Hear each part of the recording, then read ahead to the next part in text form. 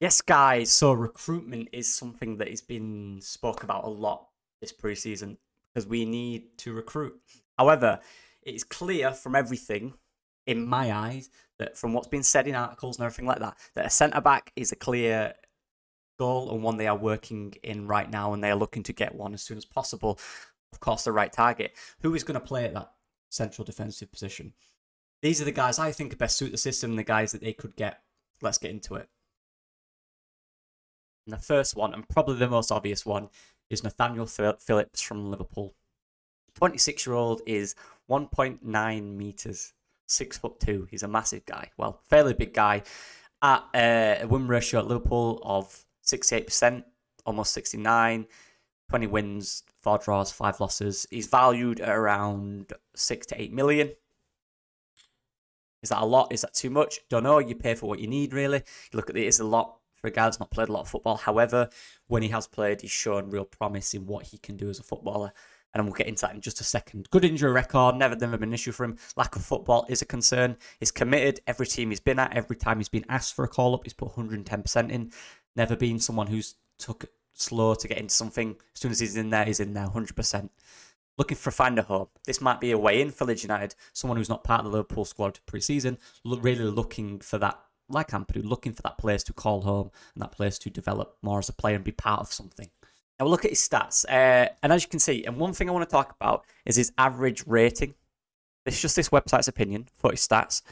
But 7.13, 7.21. Pointless looking at last year, he played twice. But the 2021-22 season, he had average rating of 7.13. Very high on average. Goals conceded. Matches played 17. Goals conceded 13. Less than a goal a game. Time at Liverpool. 17 matches played. 10 goals conceded. Apologies, I'll make it a little bit bigger for you. There you go, that better. 17 games played, 10 goals conceded. Look at time in his Bundesliga in 2019-20. 19 matches played, 14 goals conceded. Always been consistent in good defences. Now let's talk about his attributes real quick. Nat Phillips, as Liverpool fans will tell you, is aerially dominant. He will head anything. He will head absolutely anything. That's what his bread and butter is. That's what he's good at. That's what he's known for. In a Daniel Farke system, that is an underrated attribute. What I want to really focus on is defending stats. Look how solid those defending stats are. Now, tackles is the amount, not the success rate. Let me just clarify that. So he didn't make a lot of tackles in his time at Bournemouth, which we are looking at here, because obviously they were a high possession side. But if you look at his goals conceded, very low. Look at him. Aerial duels won, 81 percentile. You know, and again, this is amount. This is not percentage. This is the amount he did in the games. This would depend on, obviously, the amount of aerial duels he went up for, right? But aerial duels won very high. 98% of the ones he went in, it's very high. Ground duels won very high. Look, dribble pass, yeah, could have been low. That's down to the system again. The clearance is high. Didn't give any penalties away. Solid defending stats. What else do you need in a Daniel Farke system? You need to be good on the ball. Let's look at his ball stats. Oh. Passes. Again, 95 percentile in the amount of passes. He was part of a possession-based side for Bournemouth. That's what he's brought in for in the second half of the season. Played basically every minute he was fit, which was most of it. 81% success rate.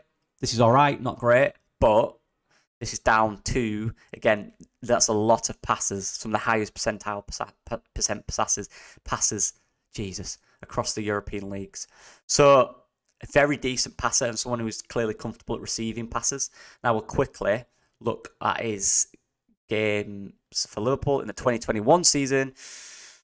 Same thing, very solid defensive duels. He wins his defensive duels on the ground, in the air. Very solid, as you can see. Look at the percentage, look at the amount.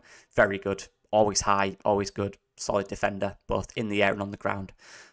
Again, look at passes. Now, this is in a better side with more options and a different system. Successful passes, 57, 90 minutes, which is 96 percentile. Passes, again, very high. 84 success rate. That's much better. That's much more like it, especially in a side that does a lot of passes. Being able to have a high success rate, especially in passes that might be more progressive, is very difficult. So yeah, now we'll get on to the overall page, my overall thoughts, and we've got a rating system there.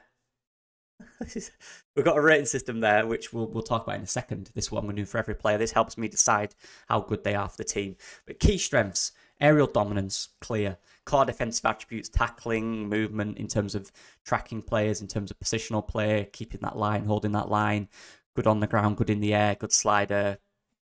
Core defensive attributes: good. Capable on the ball. Not put amazing on the ball, but he's capable on the ball. He can pass a ball. He can pass a ball. He's a good defender to have in a system. Maybe not the main ball playing centre back. A good defender to have in a system with the ball. Communication. This is something I've just watched by watching him get in that Bournemouth side a little bit. Not too much. Always talking, especially in the Liverpool side as well. Always speaking, always demanding, always, wearing his heart on his sleeve at times, but passionate with it as well. And underneath my head, you can't see it, but it says winning experience. He's been in sides what win things. He's also been in sides that maintain possession. He understands those type of systems. So it's perfect in that sense for Leeds.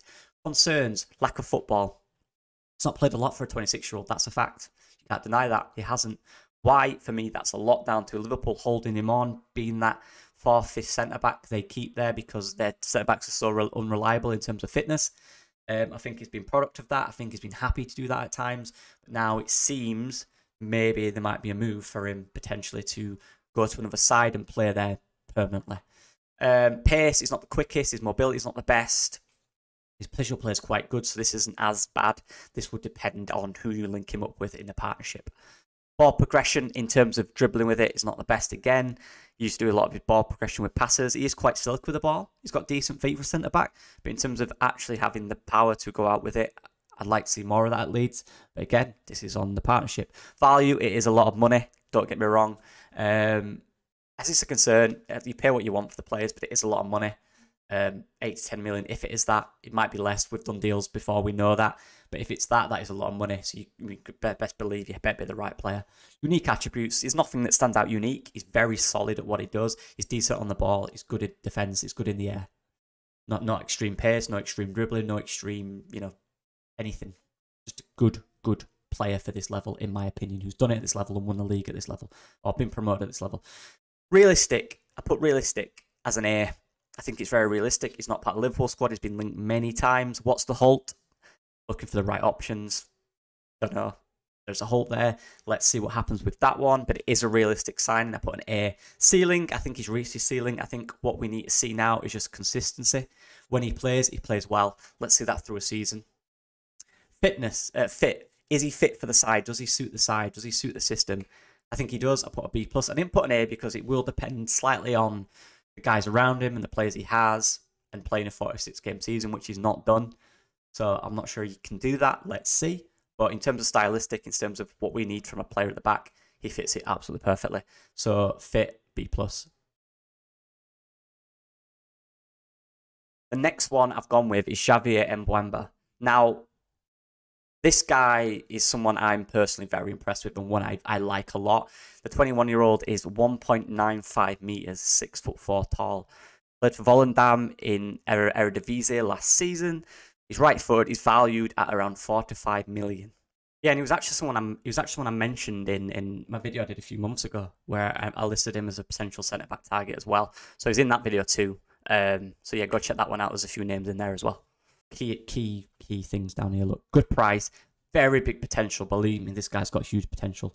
Good injury record, that's never come up, it's never been an issue. Risk, experience is a concern. Now, last season he played 28 times in the Eredivisie for Volendam, 5 goals and 1 assist. He's very good at scoring goals for a centre-back, very good at set pieces, which is an underrated attribute for any centre-back. Let's get into his stats. What stands out here is a lot of green, but let's get into the green. So obviously, attacking-wise, in terms of set pieces, in terms of an attacking threat, he will get you 4 or 5 goals a season going on stats. He did it last year. Very good from set pieces, very good in the air. He's a very big guy. Also, what I like about him is his pace. He's very quick. Progressive passes are decent. Look, he tries a lot of progressive passes. They often come off more than not. Successful take-ons. He's got that drive that he can drive forward with the ball. He can come out defense with the ball. Something Nat Phillips may lack. This guy is really good at. Pass completion, I assure you, is purely based on the system and the team he played in. A poor side who didn't necessarily require a lot of options to give the defenders when playing out from the back. whenever that came to that situation where they had to. So pass completion is, again, purely down to taking risks progressively, trying to find options. The passes can be down to anything, going long a lot more. When you go long, the likely is, the passes don't work out as much. There's a lot of things around pass completion. Jeez, I can't speak today. But yeah, the other attributes really stand out to me. Look, it's defensive attributes, tackles, really good percent tackles, makes a lot of tackles per game, good blocks, good clearances. Aerially dominant, another attribute I really like in a Daniel Farke system. So for me, this guy would be very, very good. He was very solid last year. He's been at Chelsea and Barcelona when he was young. He is linked with Sampdoria and Andrea Radzazzani, interestingly enough, because apparently the Pirlo pull, obviously Pirlo's a fantastic player, of course it's a pull, is there, but I just think that is a step across for him or down. Personally, I think going for a promotion side in the Championship, he would be very good for Leeds United. So let's go on to his key strengths and concerns. So for me, key strengths are aerial dominance. Again, an underrated attribute in a Daniel Farke system. The defenders have to be aerially dominant. He is that. He's extremely athletic in terms of power, to get off the ground and win the headers. He's very good at heading the ball. He's very quick. Ball playing ability, forget the stat on successful passes. That is purely down to system. He's good on the ball. He was at Chelsea, he was at Barcelona because of those reasons. Those were part of it. He was good on the ball. Ball progression is very good. If he can't pass it, he will drive out with it. He's got more attributes. He's got a lot of attributes that help the system. Pace is quick. That will help his recovery. Also, when progressing the ball. So, when we do attack with two fullbacks, having that pace there is vital, especially with a fast striker when they're trying to play in behind around the corners. Tackling, he's a very good tackler. You can't see that that's below my head. He's a very good tackler. Underrated attribute. He's a solid all-round defender. My only concern is his lack of experience. He's 21, young guy, but he's played a full season senior football last year, and he was very solid for a poor side as well. Can he do it in a 46-game season? He's not done it yet. That's the risk. But obviously you pay for the risk. You pay for what you think is right. He reminds me of Omar Banadelli. Is that his name? I think it is. Norwich. That's the type of player I see in him. That's the type of player I look at and think, yeah, he's that good for me.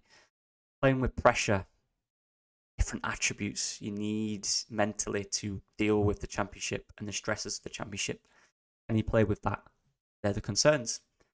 Realistic, I put a B- because he is linked with Sampdoria, which I just think a team needs to hijack that straight away because he's, for me, better than that level. I know we're a tier 2 side, but I think that the higher tier Championship is a lot more competitive. I think there's a lot more pull, there's a lot of money in there. It's realistic in that sense, but I think if you can hijack that deal, you've got a real player, a real player. Ceiling is an A, ceiling is massively high, he's not reached it yet. Ceiling is very high, what else can I say? Fit for the side, is he fit? Yes, his attributes work perfectly for the side. Decent on the ball, decent at coming out with the ball. Good tackler, good in the air. Makes perfect sense. The next one is one we all know. It's Taylor Harwood-Bellis. The 21-year-old is 1.88 metres, 6'2", right-footed, valued at £15 million. High potential. Concerning his injuries, he did miss quite a few games last year to injuries, but when he played in the Burnley side, he was phenomenal. But injuries, expensive, is a concern. It's a lot of money to pay. He's won the league. What can we say? Let's get into it straight away. Let's just get straight into the stats of this guy. See, obviously, we'll just go through the stats from his time at Burnley last year in which he dominated the league. Easy to say, Harwood-Bellis is currently at Manchester City. He is their player. They value him at 50 million. There's a lot of Premier League interest. We'll get into that in a sec. Passes attempted. Look, we know, right, this guy's a very good player. Progressive passes, very good progressing. Pass completion is decent. Progressive carries. He can carry the ball as well. Passing, carry it. Aerial duels won, dominant in the air. Tackles, he didn't make a lot because Burnley dominated the side. Dominated the games with possession. He didn't need to make a lot of tackles. That's the number of players tackled, not a lot. Interceptions, very high. Aerial duels, very high. Look, he's a solid player. I don't think there's much to say about statistically. I think it's just easy to just look at all his stats here. Now, I've just gone into the extended stats and just look at the passing stats, people. Look at his pass completion rates. From short, 91. Medium, 93. Long, we don't care about, 58. So if you take the long passes out of it, right? Short, it's about 92% pass success rate last season, which is phenomenal in any means. So yeah, he's a very good player. Just look at all the defensive stats as well. Dribbles tackled very high when he's made a tackle. Doesn't lose challenges. Interceptions very high. Errors makes none. Number of players tackled plus number of interceptions very high. Yeah, tackles in the midfield very high. Again, it's down to possession a lot of it, but look at the actual ones he's tackled. Yes, solid player. Key strengths are composure, ball playing ability. He's clearly very composed on the ball. He's got a lot of ball playing ability, ball progression. He can progress the ball. He's done it at this level. His tackling's very good. His leadership's very good. Solid player. 50 million is a lot of money, but you pay to win, right? That's the game. You buy the best players you need at this level to succeed. Concerns: 46 game season. Did get a lot of injuries last year. Well, not a lot, but had one injury which kept him out a while. That is obviously a concern, but not a huge one. There's no real trace of that in his previous career. So, will he join? Probably not. Mobility, I put. Is he that quick? I don't think he's that quick. You'll need a guy around him, but he's not slow. Realistic, D, not realistic. Because he's probably not going to go. He's probably going to the Premier League. If we get him, steal of the season, in my opinion. Ceiling A, he has a very high ceiling, similar to Xavier in the previous one. Very high ceiling. Fit, B+. I think he fits the system very well. Again, this will just depend on attributes of other players around him, but Howard Bellis is a clear, solid option. Just a lot of money. Probably would be my number one target. It's a lot of money, but yeah, that's Howard Bellis. And the fourth one I've gone with is a rogue, but I like him. That's Reece Oxford. A lot of you will know the name from his time at West Ham and the short time he had in the Championship. 24, still 24. He's 6'2", 1.9 meters. Right-footed. He is around 5 million. He recently rejected contract extension at Augsburg, whichever one it is. So, look, high potential as it says. Injuries are a big worry and refused a contract at his current club.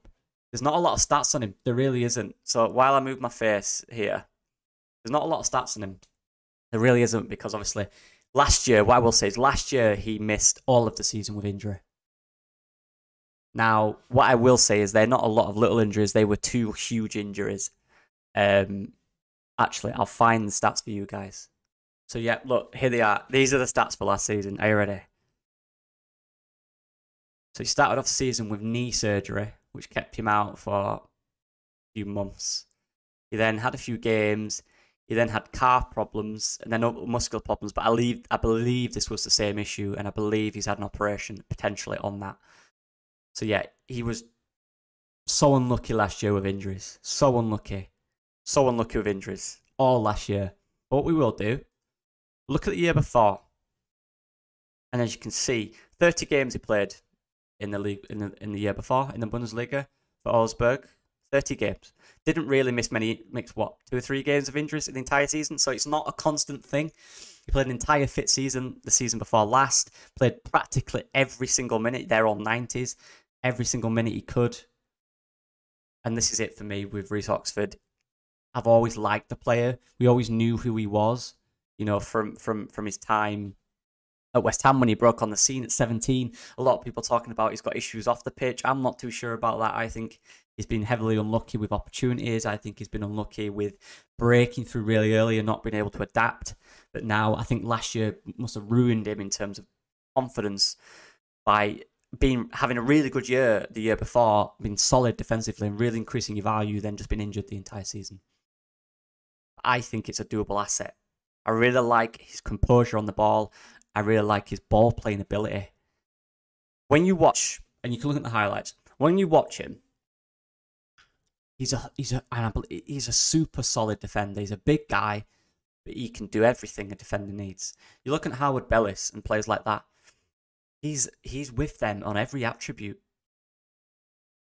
His career's been so strange, kind of similar to Ampadu, apart from the injury bit, in terms of being joining really young at a side and not quite reaching what everyone expects you to do. But also then having good seasons which have rejuvenated your career, but not really had that break. I don't know. It's a difficult one, but he's one that I genuinely believe would be an excellent signing if he's fit for a Championship side, a Premier League side. Not any. But a lot of Premier League sides genuinely like this guy in their side. Problem is his injuries. That's my only concern with him. His ball progression is good. His tackling is brilliant. He's very quick. He's got a bit of leadership about him. His traits are perfect for us. If we got him, again, we would only get him if he... I don't know what his state is right now. There's nothing on social media. I'm presuming he's working hard to get fit, and he might be. I don't know. I'll have to look after this video. But a player with real attributes who would beat the system easily. Now, and again, he had a terrible season with injuries. A terrible one. But players come back from that. And that can be the making or breaking of them. The season before last, he was phenomenal in the Bundesliga, in a poorish side. He was very, very good. He played every minute. Solid defender. Has everything we need. Realistic, I think it is. I think it's the type of move now where, given last year, his stock's probably decreased, and that top championship side is probably, given, you know, what we can afford, probably the right option for him. He's not renewing his contract. He's already said that. Thinking he wants to move back to England. What is his level? Is it Premier League? Probably. But will Premier League take that risk? Let's see. Can we go in there, give an offer? I would. I think it's a no-brainer. Ceiling, B+. I think hampered a little bit, but B+ is a very high ceiling. I think we'll look at the season he had, season before last at Augsburg. Solid season. That is, if you have that in the Championship, he's the best defender in the Championship. I promise you. Fit. Will he fit the system? Yes, 100%. He can adapt to any system, this guy. This guy's attributes are really good. He broke through the season at 17. Played Premier League football. That's because you're a good player. He struggled with various reasons since then, but had a really solid few seasons. Then last season, just decimated by injury. So, this is an interesting one, but I like it. And I'd like Leeds to go down this route potentially, if you can't get one or two of the other talents. I genuinely would. Yeah, so those are the four. And these are the guys, this is the short list, if you like. These are the guys who I didn't quite pick for various reasons. You got Balker, who was last year, had a really good season in Holland, but his team got relegated, but he was a standout in that side. Too good for way too good for the second tier in Holland right now for me. The only reason I didn't put him in is because he's less than an unknown quantity, and he did have a terrible injury the year before, which he missed the entire season, but played a lot last season, didn't miss any with injury. Amoffa, geez, my brain. You got Amoffa there, who is similar to Barker, played in Holland. Good player, very, very, very quick centre-back. Not aerially dominant, neither is Balker. That's why they didn't quite make the cut, but very good tackling, very good on the ground with the ball, very quick. Felipe Sandler, used to be at Manchester City, good player, but just injuries every season. Never had a fit season, didn't make the cut. Amenda, we were linked with him a few weeks ago. Good, solid young player, probably a little bit too inexperienced, but maybe one for the youth academy, or maybe one to, you know, the next thing, if you like. Holgate, we all know Holgate. He's just there. He's a name. He's wondering about. Let's see. Oman Banadelli from Norwich. Too good for Leeds. Too good for the Championship. I think if he leaves, he's probably good somewhere like AC Milan or the Premier League. Somewhere like that. Nathan Wood, same thing. Very good last year for Swansea. Very good player. Would fit the system a lot, in my opinion. Very good on the ball. Very quick. Yeah, just... I think it'd be too expensive. I think it'd be a similar price to Howard Bellis, if I'm being honest. So probably not. Mies, Hilgers, one is actually one of my top, but he just signed a new contract at FC20, so it's very unlikely that he's going to leave. They also got Europe this year, so not a chance anymore. Joe Rodon, Andre will be happy if he's seeing this. I like the player, decent player, just didn't make the cut because I have to cut people, I'm afraid. Same with Jared Brentford, had a good season, PSV on loan last year. Probably will be contending for the Everton side now, I'd imagine, having that. Martin Friedrich, the reason I didn't put him in is because he played on Daniel Farke, and during that time did complain he didn't get game time. Started off the season very well, dropped off, didn't play as much as he'd like, so there might not be a relationship there. Bashir Humphries from Chelsea, player I like very much. Again, could have been in there, but I went with Javier instead. Tanganga, we all know at Tottenham. Again, the type of player, I think he's really got real ability. I think he's good on the ball. I think he's capable. He's very athletic. Probably needs that new home. Just didn't make the cut. Rob Holding, I just put him down. He doesn't play a lot. Maybe he wants a home. I don't know. Probably unrealistic. Of course it is. That's why he's not made the list. But there's the extended list. That's all. That's all I've got. I appreciate all support. As usual, Let me know what you guys think. Who would you guys add to that list? Yeah, I appreciate everything, and